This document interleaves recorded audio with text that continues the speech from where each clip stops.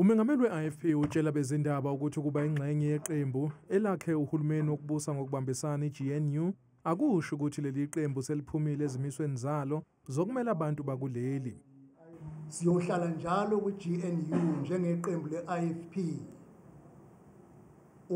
ukuthi si-IFP siku-maintain the identity of the IFP and abantu abansundu nabantu abampofu yibona abayokuza kuqala einhlelweni zethu nazo zonke ezinye inhlanga eziphila ngaphansi kwesimo sokuba mpofu.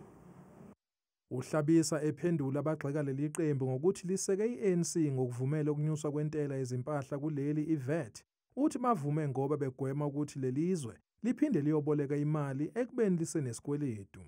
Le budget le esiyisekele ngolwesithathu asiyesekelanga ngoba sesekele u-ANC. Kwi-GNU alikho iqembu esangenela ukulesekela, siyokwesekela umbono ophusile, siphikise futhi umbono esingavumelani nawo. Asivumi ukuba kuyokwebolekwa imali kungene esikweletini ngoba kuyobe kuthwesa umthwalo wesikweletu kubantu baseningizimu ne-Afrika esiyothwala ngisho nazi izizukulwane.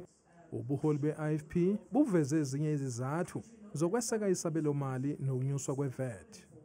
Ukwenyuka kwale VAT kuzothola ukunxephezeleka ngoba kule budget imali eningi ifakwe kwinqalasizinda, kuzokhandwa imigwaqo, kuzokhandwa ama-bridge, kuzokwakhiwa izakhiwo eziningi.